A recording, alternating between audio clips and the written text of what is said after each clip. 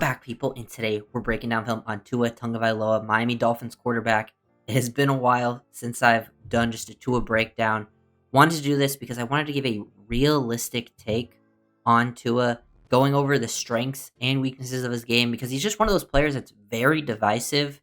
Still, at this point in his career, people tend to live in the extremes when it comes to him as a player, but uh, I think the answer lies more somewhere in the middle. And obviously, I lean towards the positive side. I've said it plenty of times where I think Tua is a good NFL quarterback. He has definite, clear deficiencies to his game that we'll go over, but he has certain things that he does at a really high level that you can definitely win with. And I think, the system, he maximizes the system. The system help maximizes his skill.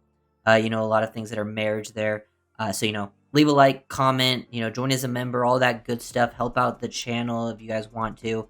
Really appreciate it. But yeah, we're going to really break down, I think, his top traits. Starting, we'll get to the anticipation. Anticipation, I think, is clearly his best trait. It's the one where, I think you can definitely argue, he's a for sure top 3, in anticipation in the league, arguably number 1. And then there's some other ones, with manipulation, accuracy, that will play a part.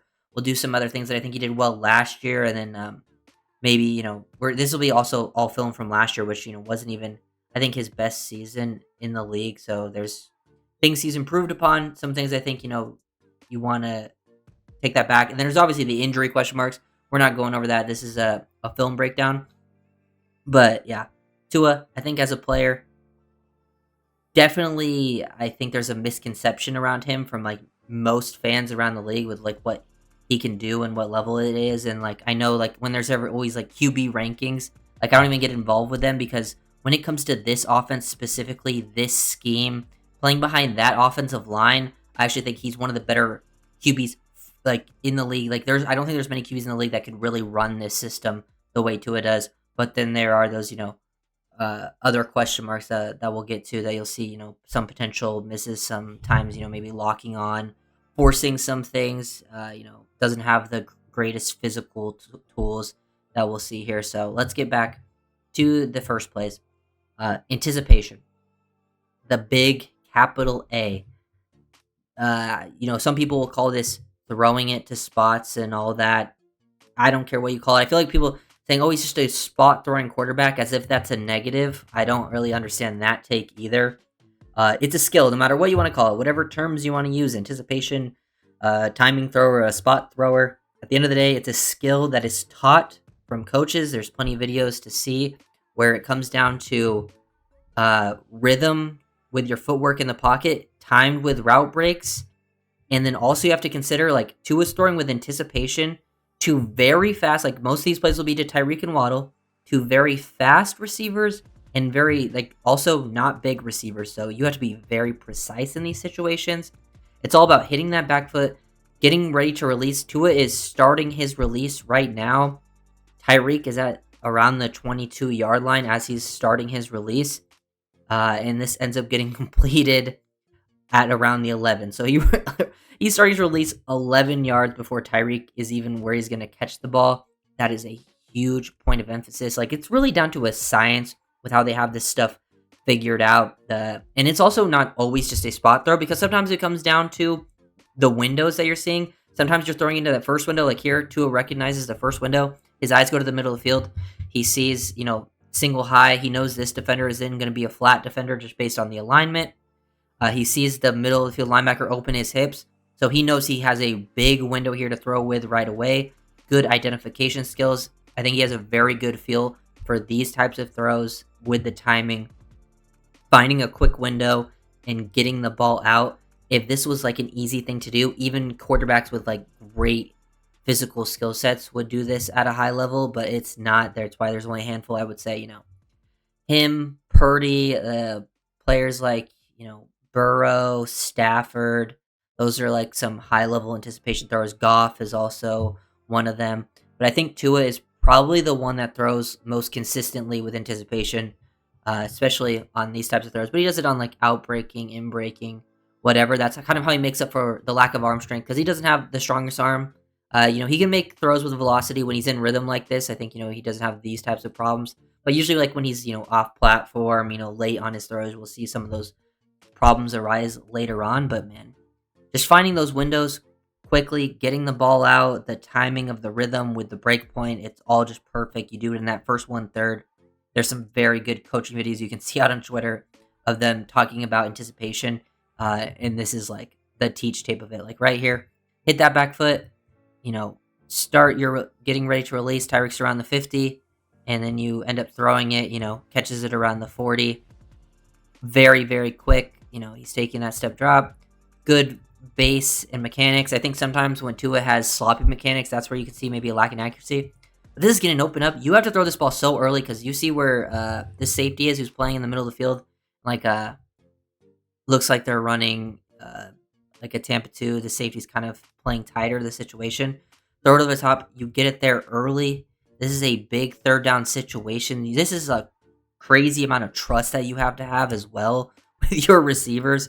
Doesn't always lead him to, because that's when it's all about fitting it perfectly, throwing a layered pass. Like, he catches this ball is like, you'll see it from this angle. Ball's not even a perfect snap. Boom, he gets right back on it, sees the window open up, knows he has to get the ball out quick into this window, layer it over these defenders before the safety can get there. Put it on the back shoulder, because if he leads him here, the safety's going to get that. It was just perfectly placed, the placement of it in those situations. And this is a throw that ends up being like, I think he's from the 42 that they complete at the opposite 40. So about 18 yards down the field.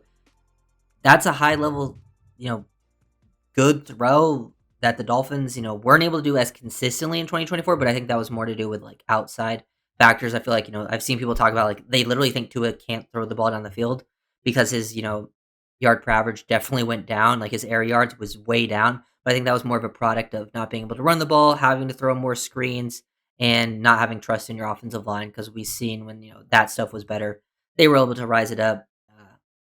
But yeah, I mean, that's why it is a team game. Here's another example. They do cheat out motion, and he just hits that first window on the step back, ready to release, find the window, layering between the triangle of defenders to Tyreek way down the field, constantly having to be on the same page to make these high-level throws on a 3rd and 10 situation. Not easy to do, because if he's a tick late, these plays don't end up getting made. Guys are going to get there. Just really, really beautiful stuff. And it doesn't even have to be the inbreakers. Like, he does it on the... I like, this thing that, he's not a big outside the numbers thrower. He's not. That's not, like, his go-to game. But it's not like he can't do it. Like here, making a deep, almost 20 yards throw down the field with anticipation. Look, when he starts to release this ball, he's starting his release. Waddle's getting to the outside. Just an absolute great example of him being on the same page. And then here's like the other stuff where like there's anticipation, but then there's also like he's looking off to the other side. So like starts with the left, comes back to the right to find Tyreek over the middle. Look at his eyes. Manipulation. This is where you get to like the manipulation section, kind of combined with anticipation. Just look at the body language, how he's opened up his shoulders. His eyes are all looking like he's going to throw it to this area of the field, which then moves the linebacker out of the way and then throws it back across. That is an insane trust to have, and with pressure coming down on your face, because Robert Jones loses very quickly to Ed Oliver. He is about to get crushed. That is an insanely high-level play that most QBs in the NFL do not make. There is very few QBs that make these types of plays. This is why I really enjoy watching Tua, because he does this stuff that is pretty rare for quarterbacks to make. Yes, there's other deficiencies that we are going to get to. Don't get me wrong. But this stuff is rare and special, and I think just gets underplayed because people don't see this when it's happening live during a game. They just see like, oh, he made a pretty good throw over the middle of the field, pretty nice play, but they don't see the subtle manipulation. They think, like, people will see this play and just think, oh, wow, Tyreek was just wide open. He's just throwing to another wide open receiver. He creates a lot of wide open lanes with his manipulation, with his eyes, body, and then great job taking that hit and delivering that ball down the field. Here's another example of it. Pretty good job in the pocket. You can see how, just look at the effect he has on 39. Able to step up, boom, find that, refine the next window. This is why like he's not just a spot thrower like some people will say. If he doesn't see that first window is going to be open up, he'll hesitate, boom, wait until the second window opens up. Still able to throw with like a level of anticipation, because even though he doesn't throw it right away, when you're usually throwing with your anticipation on your breaks, timed with your rhythm, you're still anticipating this next window to open up while you're off platform and you deliver a nice throw. And that was like another big conversion to have Waddle almost scores and a touchdown. More example of just moving people with your eyes. This was like an example of him going through some reads. I think, there's always been that take that he's a one read quarterback. I don't think that's the case. Like, he's not always has to go through pure progressions like a lot of QBs. That's just not the nature of the offense. But there is definitely examples of him, I feel, going through pure progressions. There's just a lot of times he does throw the first read because he does a lot of that anticipation stuff. They're trying to do timing. He doesn't really have time to get to a second read sometimes, but here he goes from 1 to 2 to 3 to 4 to find the backside dig, step up in the pocket, and deliver a nice throw. Kind of move people with your eyes, and then find Jonnu down the field to get a nice little 14-yard completion. Here's another example. This is like a no look pass too, because you can tell he's looking like where his eyes are. They're like looking over here, and he moves Fred Warner manipulation and then throw it back across. This is the completion to Achan down the field. The crazy the crazy completion where your running back's catching a deep dig 18 yards down the field. Just a really good job because he comes off of his first read, snaps his eyes back this way. He wants to get Warner out of the throwing lane, so he steps up. And doing this while you're stepping up in the pocket to reset your feet, and then still making an anticipatory throw down the field while manipulating. Those are things just that is rare, and you see like, I think one of the QBs that's best at it is Stafford, and Stafford's been doing it for a very long time. And the reason Stafford's so good is because he does stuff like that, and then also has like the really good like physical arm talent. That's why he's been so good for so long. But those are ways you can make up for the lack of like strength and stuff. Uh, Here, this is a really good job of Tua manipulating the safety. Sees him bite down Tyreek. He resets his feet and delivers a nice deep pass. I think deep pass, when he's able to throw in rhythm and in timing, he's a very good and accurate deep ball thrower. You will see some missed deep balls later where I think he either has to speed up his process or he's late. When that happens, then his deep ball accuracy can be, shown, like, especially when he's late. I think the lack of arm strength hurts him. And then when he's early, I think, you can see maybe a missed throw from him because of the footwork. But you can see some very good deep throws down the field when he throws in rhythm and timing. He definitely has a very like good job of like mixing the touch and velocity that he needs. He can hit Waddle in stride there. Very easy catchable ball in those situations. Here's another example of boom, hold the safety with his eyes and then just deliver like a quick deep ball. Like this is a 30-yard completion, but he's throwing this ball when Tyreek's only taken you know, like 5 steps. He's not even like 3 yards down the field and he's already throwing it. But he's got Tyreek so fast and he delivers a really good touch vertical go ball. That's another example of him when he's really good in the deep ball situations. A surprising one, and I think this is where he was actually probably showed his most improvement, was actually being good off script. I think that was always a weakness of his game, and it's not something he did a ton of in 2024. Like, he still had a low number of attempts of doing it, but when he did go off script, and was actually able to escape, like, he actually was very effective off script. I think his EPA and his success numbers have always been very high. If you go look at, like, the Warren Sharp threads, you'll see that. But very good job just working off script, keeping his eyes down field. And I don't mind him working off script if he becomes a thrower. I think when he tries to go off script and become a runner, that's where I get a little bit nervous. But off script as a thrower, like, reset the feet, go through his reads. Good job going back, then stepping up, rolling out to his right, finding Waddle, manipulating with his eyes. Just a couple of good examples of him stepping up and creating and finding people down the field, avoiding. He definitely looked more mobile, but I think that's because he, lost some weight in this past season. I think, some people wanted to put some back on to potentially avoid injuries, but he actually was quite effective off script, more so than I think he had ever been at any other point in his career. At least maybe not early Tua, or maybe not college Tua when he was a little more spry. But there's examples like here with the free blitzer off the edge. He spins out of it. And this was like a crazy, yeah, like this is like a almost 3rd and 20 situation. He's able to spin out of it, find Mostert, who was a blocker, and ended up converting on that play. That's actually, this doesn't look like what people expect out of Tua, but he was actually quite good at it in his limited attempts in 2024. Because he had limited attempts, one, because he missed 6 games, and also just because the nature of the offense, you're constantly getting the ball quick. You're not in these situations where you're asked to like actually play off script. So when he was asked to play off script, he was quite effective this season. Here's just another one down in the red zone, creating, rolling to his left. good job feeling pressure. I think, pretty decent pocket presence. Now that's for all the positives. Now we get into more of the weaknesses side of this game, and like, people are gonna say for both sides. I'm probably gonna. I mean, I can't wait to look at the comments of this video. But people are gonna say, a lot of stuff no matter what. But I'm probably gonna get negative comments from both sides at some point, which is fine. I just don't need to read the extremes because you guys are wrong. But, I can definitely listen to people's argument when they're more so somewhere in the middle, but move, to either side. I think those are a little more reasonable takes. But here, this is where you see, potentially Tua have to rush up his process because here they end up kind of messing up the blocking scheme. 33 is able to get a free kind of rush on him. And Tua, you can see, has to rush his footwork because he's rolling out. He's doing the footwork where you open up the opposite way to try to move the safety, and they're trying to hit like this throwback deep corner route. And Tua kind of has to rush his footwork. And I think when he has to rush and kind of, throw off his back foot, he's not really able to step into this one too much because of the unblocked linebacker.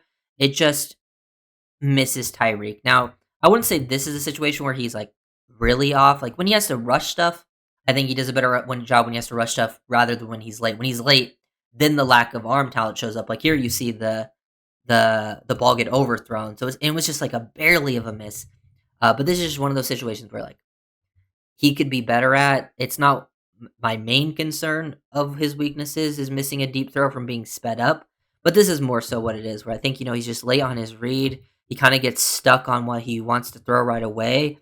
And he just kind of loses conviction. And because right here, if he comes off of this, if he sees this look, identifies these safeties aren't really helping from Tyreek over the top, and he snaps his head to Tyreek right now and starts to release, like he'll probably hit Tyreek, but he's multiple tick late and then tries to throw it, and he just doesn't have the arm strength to get it there, and he underthrows him by, a lot. And that's just sort of the situation where sometimes I think he gets locked on and he wants to make these throws in the middle of the field. I also think the receivers kind of get messed up a little bit here with Waddle and Odell with their spacing early on. But in these situations, just take a check down. He did this better in 2024, but I think getting to his check down a little bit quicker to Jonnu, who would have had a chance to get a first down in these situations, just late to throw it, and you can see the lack of arm strength in those situations. That's where it really shows up. Oh, this is the infamous play. I've broken this down plenty of times where people talk about it. This is a miss by Tua. You can argue, there's two things you can argue. Either Tua missed him with accuracy, or he made a poor read. But people also try to argue that this safety was playing over the top. No, this is cover 3. If it was cover 2, yes, I would agree that this throw by Tua isn't bad. Like, it's a completion. It's still not a bad play. But this is a negative. Like, if I was grading this from, like, this was a good play from Tua, this was a bad play. This is a bad play. Because this is cover 3. They get the out and up. This should be a touchdown. Because usually, like, he doesn't release it super late. I just think, that extra little pump throws off his timing just a bit. I think he just misses him. I think he just underthrows him. He throws it with too much touch and hits him on the back shoulder to the sideline. But with how the safety's playing this, if he throws this with more in a straight line, this is a walk-in touchdown. Damar Hamlin's not getting there. Like, he's catching this in stride around here. Hamlin's going to get to, like, there. Hamlin's not even going to touch him if he hits him in stride, in my opinion. So it's either a miss in terms of he made the wrong read and thought Hamlin was going to be over the top, so he tried to throw the back shoulder. Because after the play, Tua is visibly upset. So, like, he knows he messed up. I've still had people try to argue that this play was not a potential mess up from Tua, which it's fine if it is. Guess what? Every quarterback has plays like this. A lot of deep balls are potentially missed, and it's not the worst one to have because it ends up being completed. It's just you didn't finish this drive with a field goal. It's just one of those situations where, I think Tua would like that back, and I don't think when he doesn't get to throw and his perfect rhythm and his footwork's a little bit off, because I think once he throws that pump fake in, it just throws off his base. Like, his base, he gets a little heel clicky there. I think his, like, upper body is a little too pointed. I would like to see him a little more balanced, and that just, I think, is the main reason for that. Here's a situation where, like, especially against the Bills, I think he learned. This is somewhere I think he learned, because this is the first Bills game. I think he's tried to force stuff, and, like, they go into an inverted Tampa 2 here where this safety kind of, or, like, they're playing actually a variation of cover 3, my bad. But these guys are bailing so deep, and you could see he definitely made the adjustment in the second Bills game where he wasn't trying to just throw the ball down the field. But I feel like in this one, and then in the Bills game from the previous year, those games back to back, he was trying to force these deep balls early that just weren't there. I think he just got locked on. It was just trying to chuck it deep because the first play was a negative yard rush, so it was 2nd and 13, and he's just trying to make a big play when he doesn't need to do that. That's never there, and I think sometimes forcing the ball in situations when you don't need to, because he clearly had time, and just based on the leverage of the corners, this was not the play needed. And I've just seen him do that a little bit too much.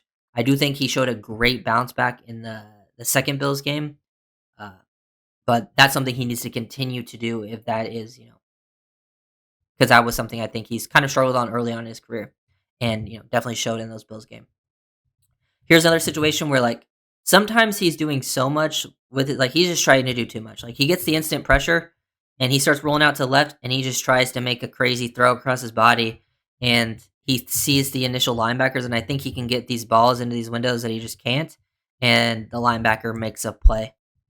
Uh, just trying to force it, and he will force these throws over the middle, especially when he feels those pressures. Sometimes it works, sometimes it doesn't. This Rams game was weird because I would say the first, third, and fourth quarter, Tua played pretty damn good, but the second quarter he was like really bad. It was one of his worst quarters of the season. Just one of these examples where he kind of gets caught throwing off in a way, and he thinks he can make a throw, and it just doesn't happen. Just not great decision making in those situations where he feels like the quick pressure. And this is where he definitely got fooled by the Texans. They definitely fooled him because they would go invert Tampa 2. So he thinks he has cover 3. Just based on how it rolls instantly, he thinks it's cover 3. So this guy's going to be playing deep, but he doesn't. He rolls down to play as like that Mike in a Tampa 2. So he sits on it and he's ready for the middle of the field throw. And then he almost comes away with the interception. And then they get him later on. You'll see the next play where they get him with the interception. He got fooled by this, and this is where you can get into trouble sometimes, where you're looking off to the right, or you're looking off to the left, and then come back to the right, and they're ready to take away that middle of the field throw. This is why I think you got to be able to run the ball successfully when they're playing in these types of coverages to get them out of it, and then he just tries to force it, forcing the ball in those situations. This Texans game was one of his worst for sure, and then they get him here with the exact same coverage later on. Also, I mean, Tyreek also wasn't in a great spot. Like Tyreek definitely rounded off his route and didn't break it. He went behind the safety when he's supposed to go in front, which maybe could have changed the result of the play. But either way, I still think based on where he was, this probably still gets picked off. It probably doesn't get returned super far, but it's still like there's still a decent chance it gets picked off, just based on the timing. And sometimes he's pre-snap knows where he's going with the ball. He fakes the pitch. He reads this. He's reading this linebacker. He sees this linebacker squeeze the Johnny route, and he's knowing like I'm gonna throw this to Tyreek, and he thinks that based on the coverage that this safety's still gonna be playing deep, but no, he comes down into the hole pretty easily. That's a coverage the Dolphins have to be able to adjust to in 2025. But I think based on all this, that's all the clips that I wanted to show. A lot of things to talk about. I still think Tua is a good quarterback. Definitely, I think these things are complex. I feel like people are just trying to be like, oh, this guy's 1, this guy's 2. I'm like, I don't really care about the rankings or where you have them. I just know with what the Dolphins have, with McDaniel, you're not going to find many better fits. And yes, there are situations I've seen people argue like, yes, the system can be pretty QB friendly at times when it comes to like, making quick decisions and maybe making pretty easy reads at times. But then there's some complex stuff, and then there's throws that you have to have ultra confidence. Like I'm seeing Tua make these anticipation throws that other quarterbacks who are very good in the league will not even attempt, that have like crazy arm strength. They don't even try to make these throws. Like there's some high level difficulty in this system, and you see it with the backups because I mean when the backups come in, yes, there's supposed to be a fall off, but there is a bigger fall off in Miami system compared to every other system. So that has to give you something that it's not just some easy system to run. Yes, it maximizes Tua's strengths, but this isn't not easy. If it was easy, a lot of quarterbacks would be running this stuff. So yeah, that's sort of my realistic take. I think Tua's good, has clear weaknesses that will kind of hold him back, but if the team is good enough around him, I think they can do better. It could definitely be a lot worse. But if you can make the upgrade, I think my biggest concerns with it are the injury stuff. That is, my main concern with Tua. I think, and then on the field, I showed, all the stuff that I have concerns with, but all the stuff that I like as well. I think, QB is a position they have to look at, but I don't know if you're gonna find an upgrade. It just depends on how kind of the season plays out. So if you guys are the video, like, comment and subscribe.